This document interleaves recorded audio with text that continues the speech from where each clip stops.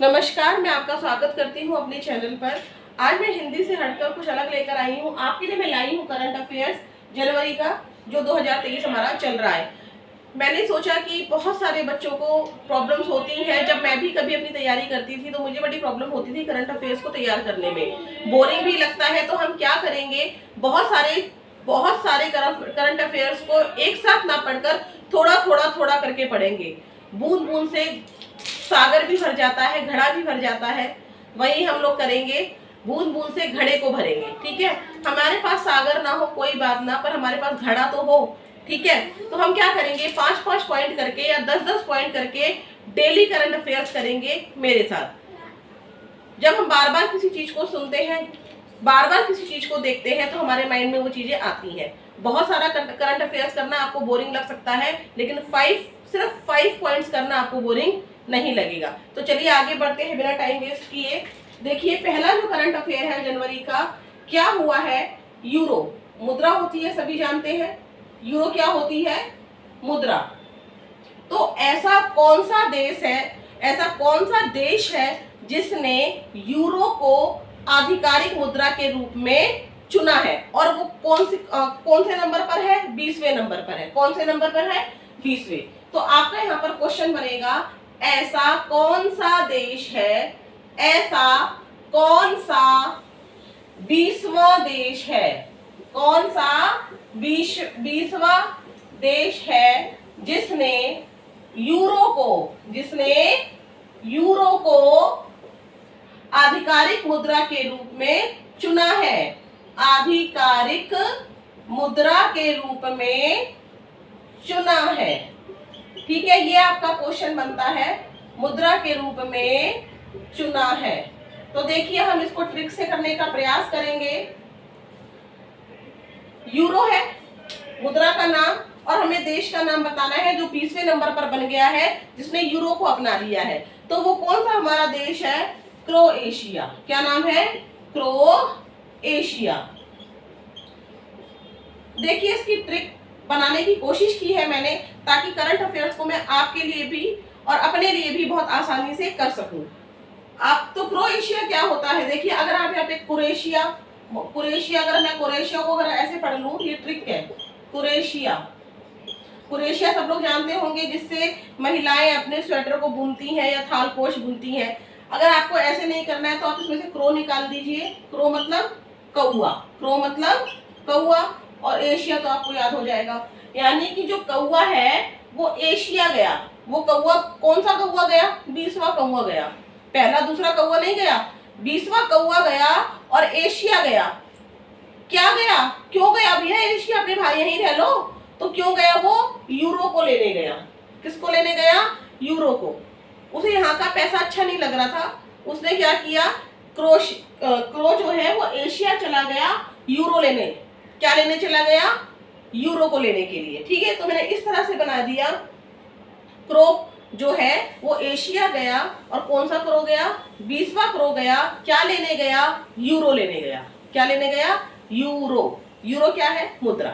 ठीक है, उम्मीद करती हूँ कि आपको ये हेल्प करेगा। मैं सिर्फ एक प्रयास कर रही हूँ, अगर आपको अच्छा लगे तो इसे प्लीज लाइक कीजिएगा। Thank you. आगे देखते हैं हम लोग इसके। तो देखिए, ये लाई हूं मैं दूसरा प्रश्न, कौन ऐसा पहला व्यक्ति है जिसने 200 बिलियन डॉलर की संपत्ति को गवा दिया। जिसने क्या किया, 200 बिलियन डॉलर की संपत्ति को गवा दिया। एक साथ एक झटके में अगर हमारा 100 रुपया भी कहीं गिर जाता है, 10 रुपया भी कहीं गिर जाता है, तो हम लोगों को दुख होता है ना। इन्होंने क्या किया, 200 बिलियन डॉलर ही गवा दिए। वो कौन है, एलोन मस्क। कौन है, एलोन मस्क। ठीक है, अब देखिए, इसको ट्रिक से लेंगे हम लोग। मस्क का कर देंगे मास्क। क्या कर दिया, मास्क। क्या कर दिया, मास्क। अब इन्होंने क्या किया, जो एक व्यक्ति है जिसके पास मास्क खरीदने के लिए पैसे नहीं थे, ये सब समझाने के लिए, ठीक है, मास्क खरीदने के लिए पैसे नहीं थे, तो उसने क्या किया, लोन ले लिया। क्या कर लिया, लोन ले लिया। लेकिन भैया कोविड के टाइम पर तो बहुत मास्क लगाने पड़ रहे थे, तो उसने इतने मास्क खरीदे कि उसके ऊपर लोन कितना हो गया, 200 बिलियन डॉलर का। कितने का हो गया, 200 बिलियन डॉलर का। ठीक है, तो इस तरीके से आपको याद करने में ये मदद करेगा कि एलोन मस्क से बन जाएगा लोन वाला मास्क। कौन सा वाला मास्क, लोन वाला मास्क। ठीक है, लोन वाला मास्क जब उसने खरीदा तो उसके ऊपर कितना लोन चढ़ पड़ गया, 200 बिलियन डॉलर का। तो इससे आपको याद हो जाएगा कि एलोन मस्क पहले ऐसे व्यक्ति बने हैं जिन्होंने 200 बिलियन डॉलर की संपत्ति को गवा दिया। आगे बढ़ेंगे हम लोग। देखिए तीसरा प्रश्न आपके सामने है, भारत के 78वें ग्रैंड मास्टर कौन बने हैं। जल्दबाजी में आपको कुछ भी गलत पढ़कर, गलत मतलब सही पढ़कर भी गलत नहीं समझना है। कुछ बच्चे इसको ग्रैंड एम्बेसडर भी बोल देते हैं, मतलब सोचा कि ग्रैंड एम्बेसडर तो अरे हाँ हमें तो पता था, टिक कर दिया। ग्रैंड मास्टर है, ठीक है, तो वो कौन है, जो वो है कौस्तव चटर्जी। कौन है, कौस्तव चटर्जी। कौस्तव चटर्जी, ठीक है। भारत के 78वें ग्रैंड मास्टर कौन बने हैं, कौस्तव चटर्जी। इसकी मेरी कोई ट्रिक नहीं बनी है, अगर अभी मेरे माइंड में कुछ आ गया तो मैं वो ट्राई करूंगी, लेकिन मैं आपको बताती हूँ कि ये ग्रैंड मास्टर है क्या। देखिए शतरंज के जो खिलाड़ी होते हैं, ठीक है, शतरंज के जो खिलाड़ी होते हैं उनको दिया जाने वाला खिताब है, ठीक है, खिलाड़ियों को दिया जाने वाला खिताब ग्रैंड मास्टर होता है।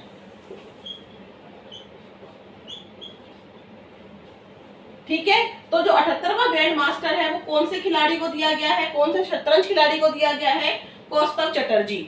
आप ध्यान देंगे तो इससे एक क्वेश्चन और निकल कर आता है। मान लीजिए पूछ लिया जाए कि कौन सा निम्न में से कौन सा खिलाड़ी शतरंज से संबंधित है, और चारों खिलाड़ियों के नाम दे दिए जाए, ना पता हो आपको कि कौस्तव चटर्जी शतरंज खिलाड़ी है, तो आप लोग क्या करेंगे, नहीं कर पाएंगे ना। तो आपको इससे क्वेश्चन का आंसर और निकल कर आता है कि कौस्तव चटर्जी क्या है, शतरंज के खिलाड़ी हैं। ठीक है, देखिए इसकी ट्रिक जो बन सकती है मेरे अकॉर्डिंग या मेरे दिमाग में जो अभी अभी आई है, कौस्तव को देखिए आप लोग को अलग कर दीजिए और तव अलग कर दीजिए, तो कौन तवा, कौन तवा, तवा होता है ना जिसमें रोटी बनाते हैं। चटर्जी को देखिए प्लीज अपने ऊपर, या अगर किसी का सरनेम चटर्जी हो तो अपने ऊपर नहीं लेना है। देखिए हम लोग कई बार खुद को ही ट्रिक में जोड़ लेते हैं ताकि हमें वो चीज अच्छे से याद हो जाए। तो मैंने चटर्जी को कर दिया चाटना, ठीक है। अरे भाई कौन ऐसा ग्रैंड मास्टर है जो तवे को चाटता है, कौन है, कौन तवे को चाटता है, ऐसा ग्रैंड मास्टर कौन है। ठीक है, ग्रैंड मास्टर आ गया, कौन तवा चाटना से कौस्तव चटर्जी आ गया। अगर आपके माइंड में कोई और ट्रिक आती है तो आप लोग कमेंट बॉक्स में भी लिख सकते हैं, ताकि और बच्चों को भी पता चले और मुझे भी पता चले। तो आगे बढ़ते हैं हम लोग। देखिए यहाँ पर क्वेश्चन नंबर 4 लिख दिया है मैंने। पुर्तगाल के स्ट्राइकर क्रिस्टियानो रोनाल्डो किस फुटबॉल क्लब से जुड़े हैं। तो यहाँ पर 3-4 चीजें आ रही है। देखिए कई बार पूछ लिया जाता है कि क्रिस्टियानो रोनाल्डो फुटबॉल में क्या करते हैं, तो स्ट्राइकर है वो, ठीक है। कई बार पूछ लिया जाए कि जो फुटबॉल क्लब का मैं नाम देने वाली हूँ उसका नाम देकर पूछ लिया जाए कि फुटबॉल ये क्या है, तो आप बता सकते हैं कि ये क्या है, फुटबॉल क्लब है। तो इसका जो आंसर आएगा वो आएगा आपका अल नासर। क्या आएगा, अल नासर।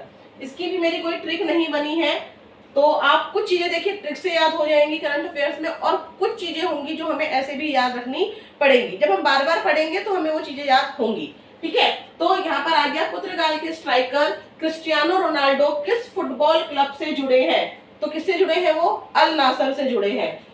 अब ये भी आ जा सकता है क्वेश्चन कि क्रिस्टियानो रोनाल्डो किस खेल से संबंधित है, फुटबॉल खेल से संबंधित है, ठीक है। अगर कोई ट्रिक मेरे माइंड में बाद में भी आती है तो मैं आपके नेक्स्ट वीडियो में इसी क्वेश्चन की ट्रिक आपको वहां पर भी बता दूंगी। अगर आपके माइंड में कोई ट्रिक आती है तो आप लोग प्लीज कमेंट बॉक्स में जरूर लिखिएगा।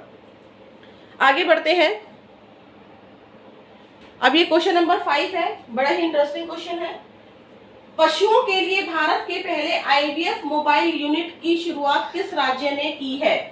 आईवीएफ सभी जानते हैं, ठीक है, इंसानों के लिए तो सभी जानते हैं, लेकिन पशुओं के लिए पहली बार आईवीएफ मोबाइल यूनिट का प्रयोग किया गया है, शुरुआत की गई है। मोबाइल यूनिट से यहाँ पे मतलब हमारा वैन से है। तो आप लोग इसको ऐसे भी याद कर सकते हैं कि मान लीजिए कि आपको अपने पशुओं का आईवीएफ कराना है, पेट का आईवीएफ कराना है, गाय का या किसी भी और अन्य जंतु का कराना है, तो आपको आईवीएफ कराना है। ठीक है, तो आप कहाँ पर जाइए? गुजरात जाइए। कहाँ पर जाइए? गुजरात। और गुजरात भी बहुत बड़ा है, गुजरात भी बहुत बड़ा है, तो अम्ब्रेला लेकर जाइए, यानी कि अमरेली। ठीक है, अमरेली। ठीक है, तो ये ट्रिक है, देखिए सिर्फ समझाने का तरीका है, हमें ऐसे भी तो करंट अफेयर्स याद नहीं हो रहा है ना, नहीं हो रहा है ना, तो फिर आप लोग क्या कीजिए, चीजों को जोड़ लीजिए ना किसी चीज से, तो इससे आपका करंट अफेयर्स भी याद होना शुरू हो जाएगा, आपको दिन दुनिया की खबर भी होने लगेगी, आपकी एग्जाम की तैयारी भी होनी शुरू हो जाएगी। तो उम्मीद करती हूँ आपको ये समझ में आया होगा। एक बार फिर से कर लेते हैं कि पशुओं के लिए अगर आईवीएफ कराना है, आईवीएफ सेंटर देखिए दुनिया भर में खुले पड़े हैं, अगर हम लोगों को कराना है, आपको कराना है, किसी और को कराना है, तो वो कहीं भी चला जाए, जहां रहता है, जिस शहर में रहता है, वहां पे आईवीएफ सेंटर खुले हुए हैं। लेकिन अब आपको कराना है पशुओं का, तो आप कहाँ जाइए? गुजरात में जाइए। गुजरात में लेकिन पशुओं के लिए आप आईवीएफ कराने जा रहे हैं, तो वहां पर पैसे नहीं लेते वो लोग, वो लेते हैं अम्ब्रेला। क्या लेते हैं? अम्ब्रेला। तो इस तरह से आपको अमरेली गुजरात याद हो जाएगा कि अमरेली गुजरात में पशुओं के लिए आईवीएफ मोबाइल यूनिट शुरू की गई है, आईवीएफ वैन सेवा शुरू की गई है। उम्मीद करती हूँ आपको समझ में आया होगा। अगर समझ में आया तो प्लीज लाइक कीजिए। नेक्स्ट पार्ट में भी मैं ऐसे ही 5 या 10 आपके पॉइंट्स लेकर आया करूंगी। Thank you.